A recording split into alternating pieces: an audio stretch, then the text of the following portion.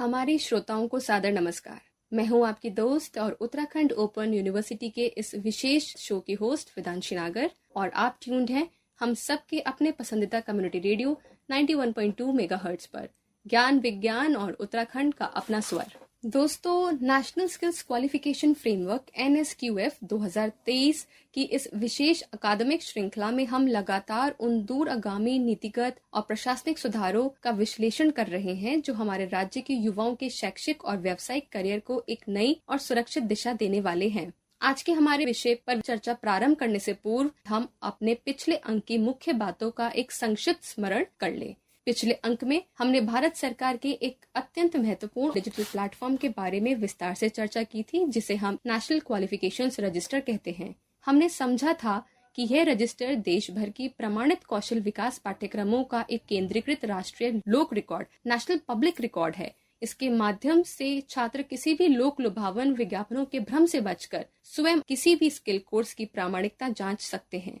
अब NQR के माध्यम से एक प्रामाणिक और मान्यता प्राप्त पाठ्यक्रम का चयन करने के बाद जो सबसे बड़ी व्यवहारिक चुनौती हमारे संपूर्ण शिक्षा तंत्र और छात्रों के सामने आती है वह है आधुनिक संसाधनों, उच्च स्तरीय प्रयोगशालाओं और बेहतरीन इंफ्रास्ट्रक्चर की समान उपलब्धता। हमारे उत्तराखंड की भौगोलिक परिस्थितियां विशिष्ट और अत्यंत चुनौतीपूर्ण है। यहाँ पर्वतीय और दूर दराज के क्षेत्रों में चल रहे उच्च शिक्षा संस्थानों, महाविद्यालयों, पॉलिटेक्निक और प्रशिक्षण केंद्रों में यह अक्सर देखा गया है कि भारी वित्तीय बजट की सीमाओं के कारण एडवांस्ड कंप्यूटर लैब्स, महंगी इंडस्ट्रियल मशीनें, कोडिंग सेंटर्स या हाईटेक वर्कशॉप्स हर संस्थान में अलग से स्थापित नहीं किए जा सकते। इसी गंभीर और ऐतिहासिक समस्या का समाधान करने के लिए भारत सरकार के नए NSQF नोटिफिकेशन में एक बेहद दूरदर्शी और क्रांतिकारी प्रावधान लागू किया गया है। इस प्रावधान को संसाधनों की साझेदारी कहा जाता है। आज के इस विशेष अंक में हम केवल और केवल इसी ऐतिहासिक नीति पर विस्तार से बात करेंगे। हम समझेंगे कि यह व्यवस्था वैधानिक रूप से क्या है, इसका प्रशासनिक ढांचा धरातल पर कैसा होगा, उद्योगों की इसमें क्या भूमिका तय की गई है और हमारे उत्तराखंड के पहाड़ों में रहने वाले छात्रों के लिए इसके माध्यम से कौन से नए द्वार खुलने जा रहे हैं। सबसे पहले हम इस पूरी नीति के कानूनी और प्रशासनिक ढांचे को गहराई से समझते हैं। भारत सरकार द्वारा अधिसूचित नए NSQF 2023 के राजपत्र को यदि हम ध्यान से देखें तो कौशल विकास की यह नई नीति पूरी तरह से शेयरिंग ऑफ रिसोर्सेज के नियमों और उसकी प्रशासनिक बाध्यताओं को रेखांकित करती है। इस नए प्रशासनिक ढांचे का सबसे पहला और बुनियादी नियम कि अब शिक्षा और कौशल विकास की व्यवस्था किसी एक संस्थान की भौतिक चारदीवारी तक सीमित नहीं रह सकती।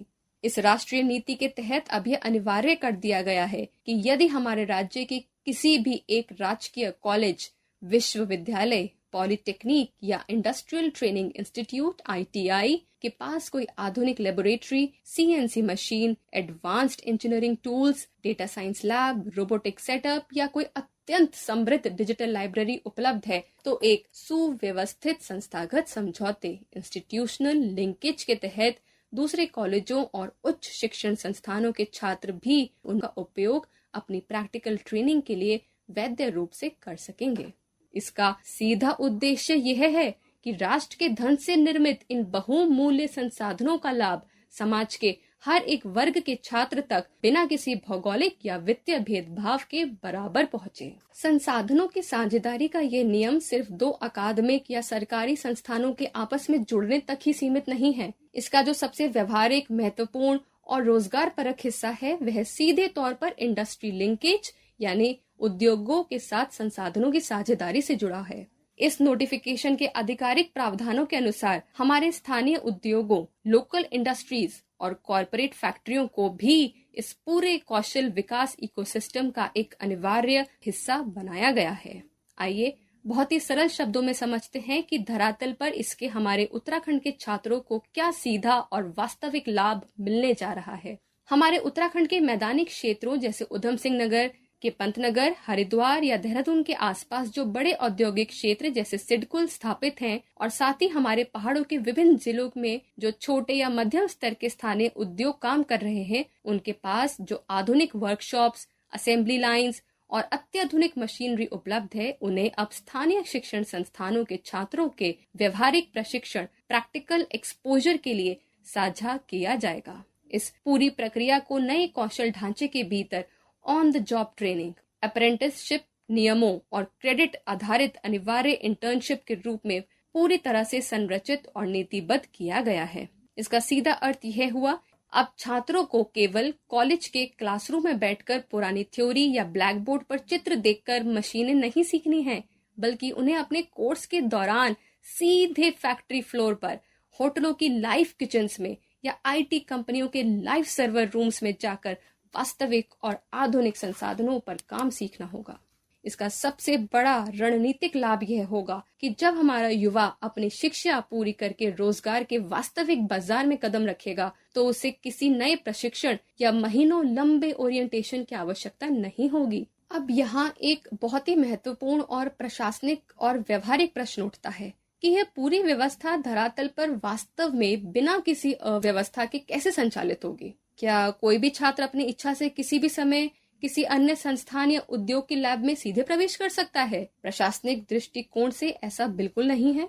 इस पूरी व्यवस्था को अत्यंत अनुशासित, सुरक्षित, योजनाबद्ध और पारदर्शी बनाने के लिए संस्थानों के बीच इंस्टीट्यूशनल मेमोरेंडम ऑफ अंडरस्टैंडिंग और भौगोलिक क्लस्टर्स का निर्माण किया जा रहा है। इसका अर्थ यह है कि एक निश्चित जिले या क्षेत्र के भीतर जितने भी डिग्री कॉलेज, ITI, पॉलिटेक्निक और पंजीकृत स्थानीय उद्योग काम कर रहे हैं, उनका आपस में एक डिजिटल और प्रशासनिक नेटवर्क तैयार किया जाता है। किसी संस्थान के पास कौन सा संसाधन, किस प्रकार की लैब या मशीन किस दिन और किस समय उपलब्ध रहेगी, इसका एक पूरा मास्टर प्लान और साझा समय सारिणी तैयार की जाती है।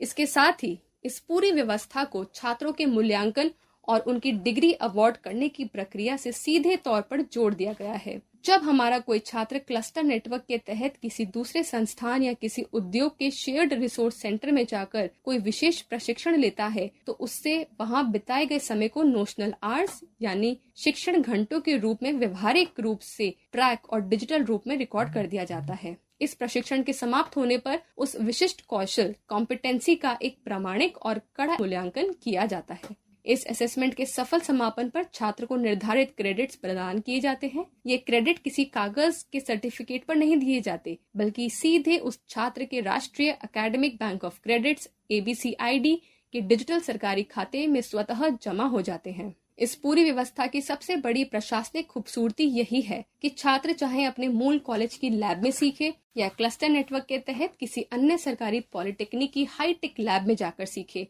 या फिर किसी स्वीकृत फैक्ट्री के वर्कशॉप में जाकर व्यवहारिक अनुभव प्राप्त करे, उसकी मेहनत और सीखने के एक एक घंटे का सरकारी रिकॉर्ड रखा जाता है। यह रिकॉर्ड अंततः उसकी मुख्य डिग्री या डिप्लोमा के फाइनल सर्टिफिकेशन और मार्क्स में जुड़ जाता है। संक्षेप में यदि आज की हमारी इस चर्चा का निष्कर्ष निकाला जाए तो NQR के माध्यम से पाठ्यक्रमों की सही पहचान करना और फिर शेयरिंग ऑफ रिसोर्सेज के माध्यम से संसाधनों की कमी को दूर करना, ये दोनों नीतियां मिलकर हमारे युवाओं के शैक्षिक अधिकारों और उनके व्यावसायिक हितों की रक्षा करने वाली एक बेहद मजबूत, पारदर्शी और दूरदर्शी राष्ट्रीय प्रणाली का निर्माण करती है। मैं उत्तराखंड के अपने सभी विद्यार्थियों, सजग अभिभावकों और विशेषकर हमारे क्षेत्र के सभी शिक्षण संस्थानों के प्राचार्यों, निदेशकों और स्थानीय उद्यमियों से यह विशेष आग्रह करती हूँ कि इस संसाधन साझेदारी के मॉडल को पूरे सेवा भाव, प्रशासनिक सूझबूझ और खुले दिल से अपनाएं। कौशल विकास और आत्मनिर्भरता की इस विशेष श्रृंखला में आज की हमारी यह विस्तृत चर्चा हमारे युवाओं के सुनहरे कल के निर्माण में मील का पत्थर साबित होगी। आगे आने वाले अंकों में हम इस राष्ट्रीय ढांचे के कुछ और अत्यंत महत्वपूर्ण क्रेडिट आधारित और व्यवहारिक आयामों पर इस प्रकार प्रामाणिक और गंभीर चर्चा जारी रखेंगे। चलते चलते हमारे उत्तराखंड के जुझारू और प्रतिभावान युवाओं के लिए बस इतना ही कहूंगी कि मुश्किलें चाहे हमारे इन विशाल पहाड़ों जैसी ऊंची और कठिन क्यों ना हो, अगर हमारे पास सही कौशल, सही प्रशासनिक मार्गदर्शन और आधुनिक संसाधनों की यह साझा ताकत है, तो हम अपनी सफलता का मार्ग स्वयं निर्मित कर सकते हैं। अपने सपनों पर अडिग विश्वास रखिए, क्योंकि आपकी प्रगति ही हमारे संपूर्ण उत्तराखंड का गौरवमयी कल है। पूरी तरह से सजग रहिए, जीवन में सकारात्मकता के साथ आगे बढ़ते रहिए और सुनते रहिए हम सबका अपना पसंदीदा रेडियो स्टेशन ज्ञान विज्ञान की अपनी प्रामाणिक आवाज Uttarakhand open university community radio 91.2 megahertz.